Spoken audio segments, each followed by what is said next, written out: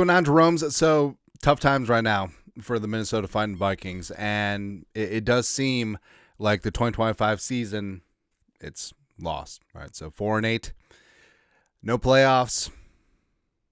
Looking at the draft, lots of questions about the personnel, lots of questions about coaching, lots of questions about the players, lots of questions about quarterback play, but you lost 4 in a row, lost 6 out of 7, and the fact there was no call, no show embarrassment the last 2 weeks where everything was on the line. Last 4 weeks, everything's been on the line, right? But it's been tough.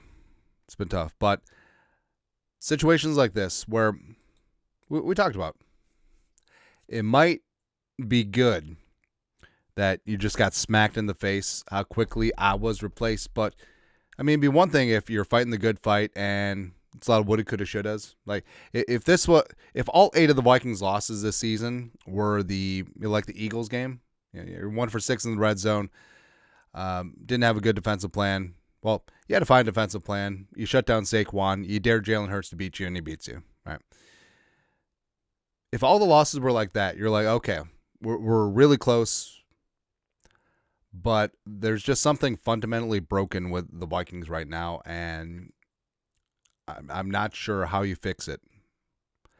And it's pretty clearly the offense. I mean, the defense has been rocking and rolling, but just the lack of consistency at quarterback.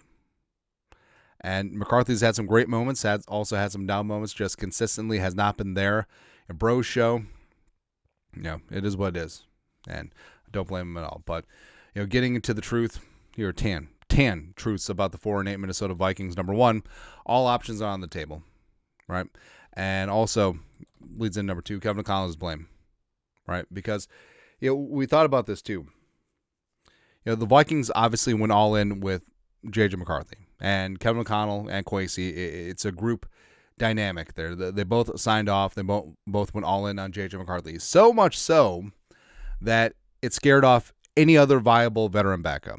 Like Daniel Jones, Mariota, Mac Jones, Jameis, etc. They all signed somewhere else because they're like, well, I'm not going to be able to compete for the job. Flacco's in that too. So I'm just going to sign elsewhere. And we talked about the entire offseason. It was really weird that the Vikings hadn't signed that veteran backup, right?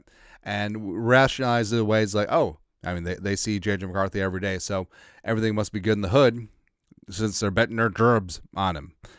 But, trade for Sam Howell, that didn't work. Signed the Bro Show. It's great. You didn't have a veteran backup until Carson Wentz signed the week before the season because all the other teams, the players, the agents, like they knew, like J.J. McCarthy's going to be the quarterback, so it's whatever. But all options are on the table at this point. Where you go from 14 wins to 4-8, Lucy, you got some explaining to do, right? Especially when it's the offense, Kevin McConnell side of the ball, and Kevin McConnell and Kwesi's quarterbacks situation that's been the issue, right? And if your ownership, you see the rumors, Justin Jefferson, reading the tea leaves, could he request a trade?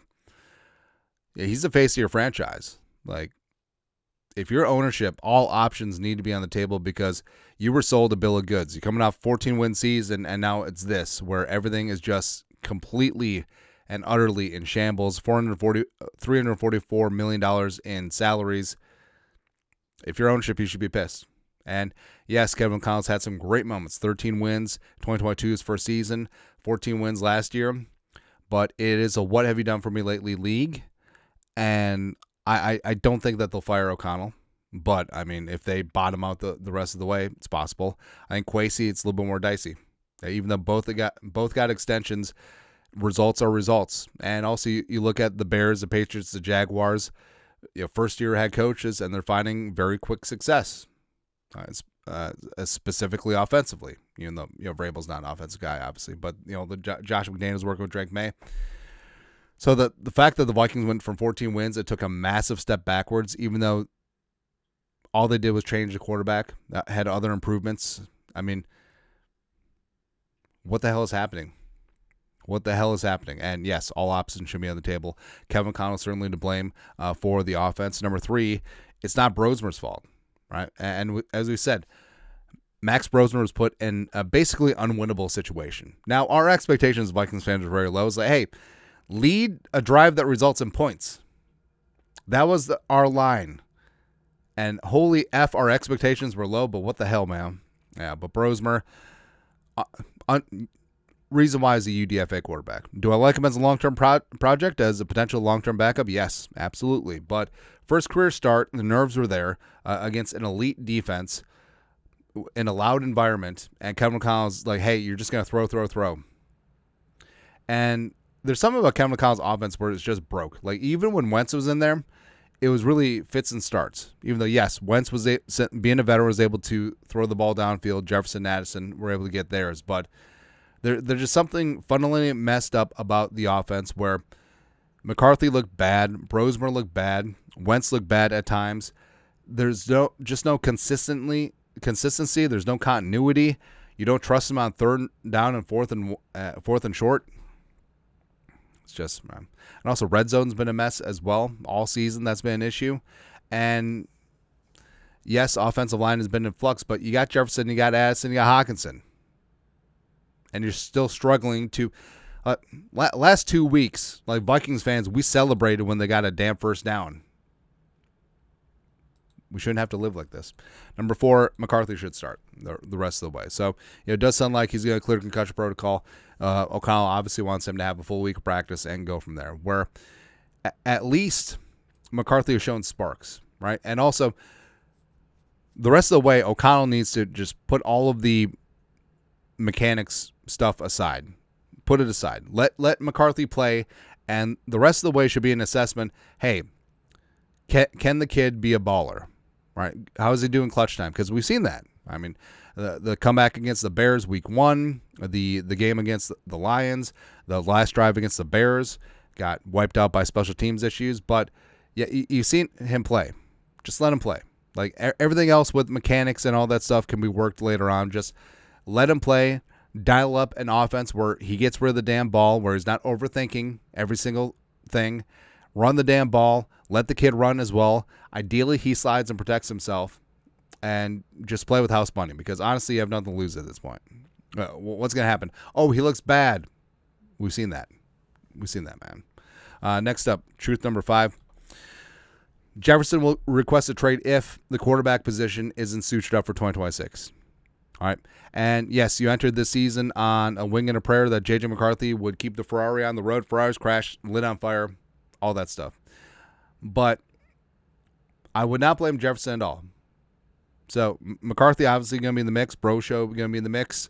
There should be a veteran quarterback TBD in there. Is it Carson Wentz? Is it Mac Jones? Is it Kyler Murray? Don't know. But if there isn't anyone under center that you can consistently trust to distribute the football and put up points on the board, Jefferson will request a trade. And no one will blame him, right? Because Jefferson, it's not about stats. It's all about winning, right? And the Vikings have not done a lot of winning lately. He didn't talk to the media after the game against Seattle, which is a weird thing for Jefferson, but you can feel the frustration. Again, it's not about numbers. It's about looking absolutely pathetic on offense, right? You got the best wide receiver in the world. You can only get him the ball twice. I mean, a lot of it, sure, you blame the quarterbacks, yes, but why is Kevin McConnell making everything so difficult? The degree of difficulty on offense is stunning right now. Number 6, Diamond Dallas Turner's becoming a star. So 15 pressures, 4 sacks over the last 3 games. Had that strip sack that resulted in a turnover. He's doing much better in the run game. Still gets washed out, but does need to add some size. But DDT is the place to be. And really glad to see him rising up in year 2, growing and showing.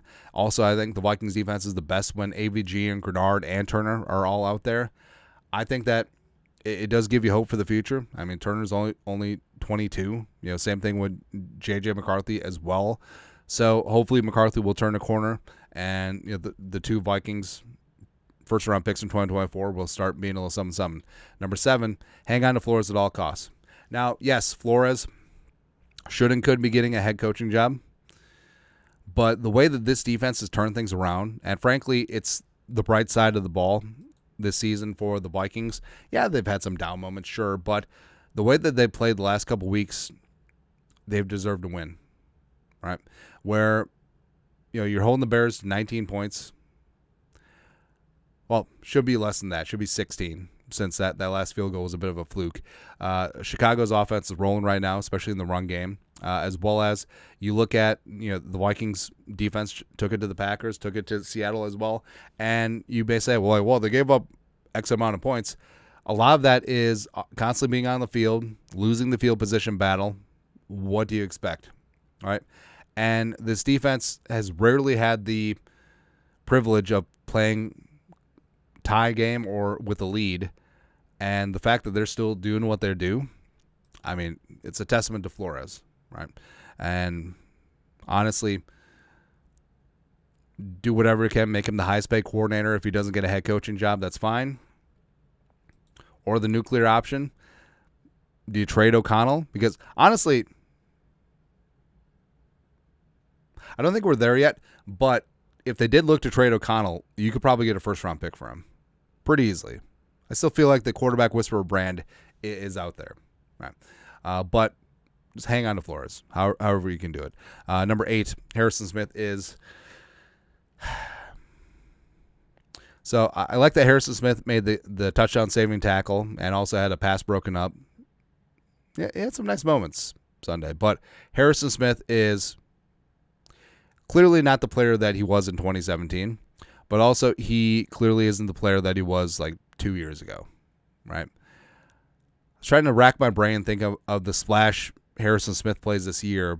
There's not many, right? And the middle of the field, Jackson struggled. Metellus has been hot and cold as well. Like the entire spine of the defense, just the middle, like it needs an overhaul, right? And that's why, I mean, Vikings been tied to, safeties. Caleb Downs one time throughout the draft.